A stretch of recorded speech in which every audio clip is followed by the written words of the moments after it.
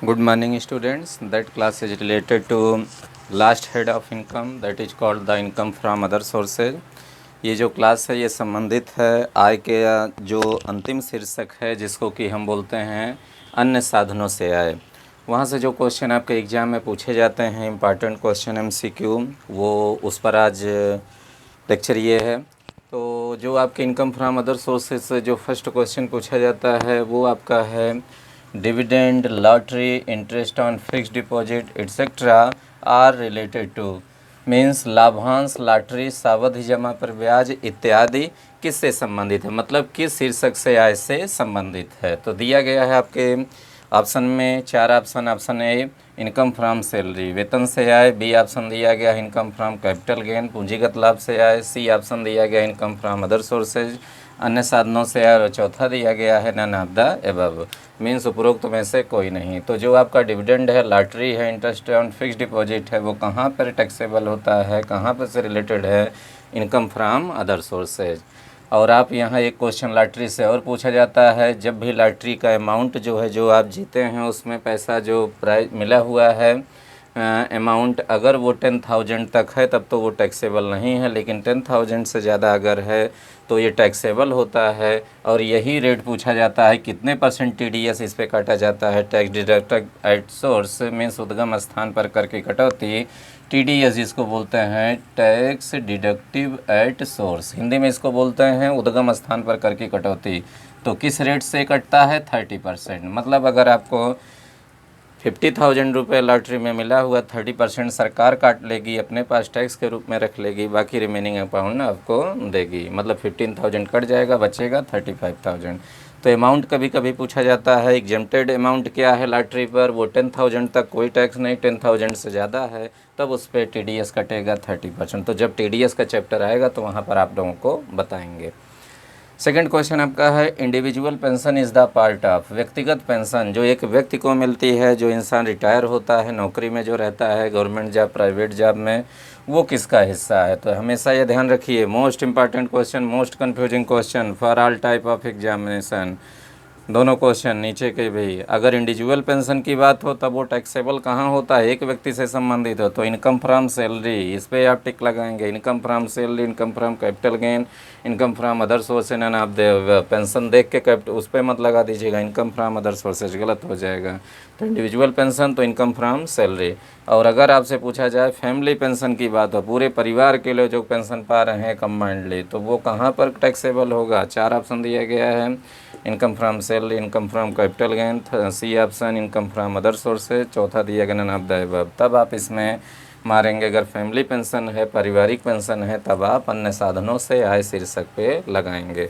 तो इसमें कौन सा ऑप्शन सही है क्वेश्चन नंबर में? सी इनकम फ्रॉम अदर सोर्सेज, अन्य साधनों से आय। चौथा क्वेश्चन जो पूछा जा रहा है, पॉपुलर क्वेश्चन जो अक्सर न्यूज में रहते हैं, मीन्स सांसद, विधायक, तो ये क्वेश्चन यहाँ से पूछा जाता है द सैलरी ऑफ MP का फुल फॉर्म होता है मेंबर ऑफ पार्लियामेंट, और हिंदी में इसको बोलते हैं संसद सदस्य। एंड MLA को फुल फॉर्म इसका है मेंबर ऑफ लेजिस्लेटिव असेंबली, विधानसभा सदस्य इसको बोलते हैं। तो मीन्स सांसदों एवं विधायकों का वेतन किस शीर्षक से संबंधित है? तो दिया गया है income from salary, income from capital gain, income from other sources, income from business और प्रोफेशन। तो जो MP MLA का जो विधायक जो होते हैं, सांसद होते हैं, उनका जो वेतन होता है किस शीर्षक से संबंधित होता है? इनकम फ्रॉम अदर सोर्सेज, अन्य साधनों से आय। नेक्स्ट क्वेश्चन आपका है, जहाँ से कि ये बहुत ही इंपॉर्टेंट क्वेश्चन है जो कि डिपॉजिट से रिलेटेड है। ये आपका question number 5 and question number 6। यहाँ से एक आध क्वेश्चन आपसे पूछा जाएगा, कंपटीशन में तो पूछा ही जाता है।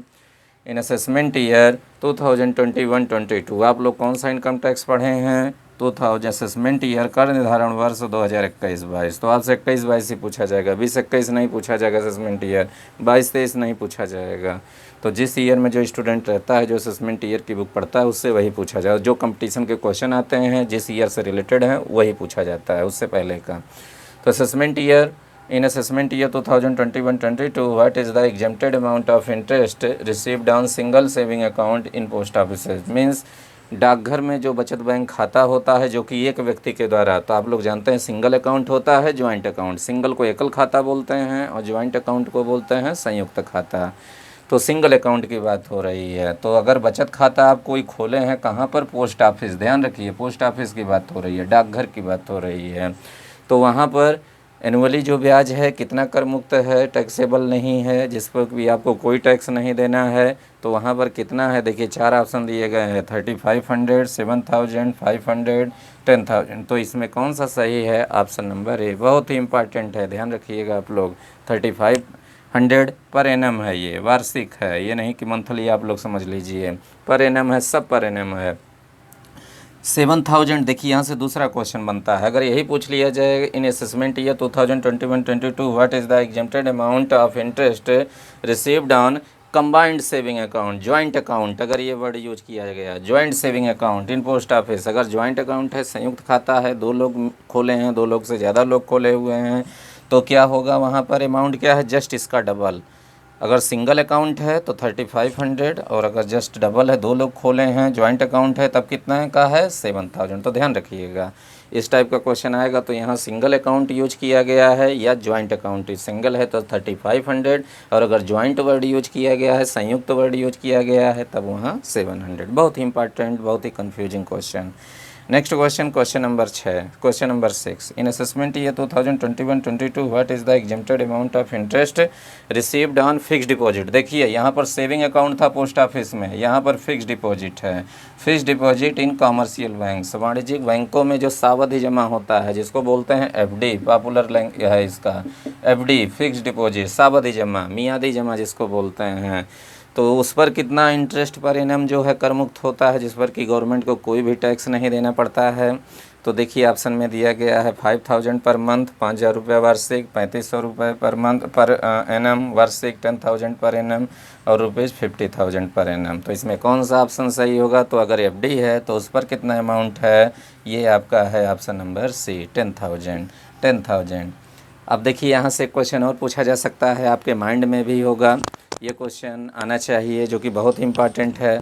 अगर आपको इंटरेस्ट मिले सेविंग अकाउंट पर कितना, अगर सिंगल अकाउंट है 3500 से ज़्यादा मिले, 3500 से ज़्यादा, अगर जॉइंट है 7000 से ज़्यादा मिले, तब आपको कितना टैक्स गवर्नमेंट को देना पड़ेगा। तो ये आपका है, चाहे ये आपका हो, ऊपर सेविंग अकाउंट का इंटरेस्ट हो, और चाहे ये आपका हो कमर्शियल बैंक में जो आपका एफडी है, जैसे बैंक ऑफ बड़ौदा हो गया, पंजाब नेशनल बैंक, एसबीआई, इन सब बैंकों में अगर आपका पैसा है तो आपको जो टैक्स देना पड़ेगा 10%, जितना इंटरेस्ट रहेगा 10,000 से ज़्यादा, यहाँ पर 3500 7,000 से ज़्यादा रहेगा, उस पर 10% टीडीएस देना पड़ेगा। बैंक आपसे काट लेगा पहले पैसा, फिर आपको पेमेंट करेगा।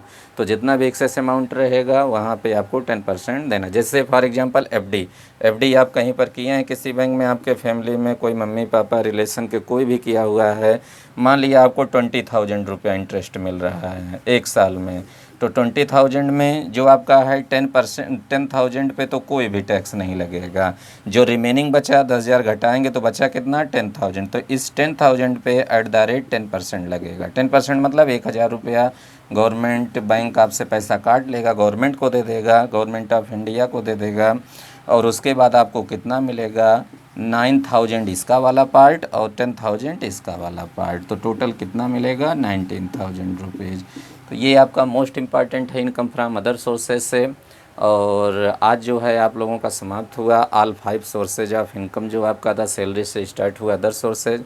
नेक्स्ट वीडियो में जो कि आपका बहुत ही इंपॉर्टेंट है आपके एकेडमिक के लिए भी, हर एक टाइप के कंपटीशन में, नेट जेआरएफ में भी यहाँ से एक क्वेश्चन पेट क्वेश्चन है, हर बार पूछा जाता है, आपके पीजीटी कॉमर्स में भी पूछा जाता है। और वो चैप्टर रहेगा डिडक्शंस का, मीन्स कटौतियाँ, deductions from gross total income, सकल कुल आय में से जो आपका है कटौतियाँ दी जाती हैं 80C से लेकर 80U तक, उसके बारे में हम चर्चा करेंगे। तो बहुत इम्पॉर्टेंट है, इसको आप नोट कर लीजिए सारी चीज़ें, और कुछ देर में वो वीडियो भी आएगी। तो तब तक के लिए थैंक यू क्लास।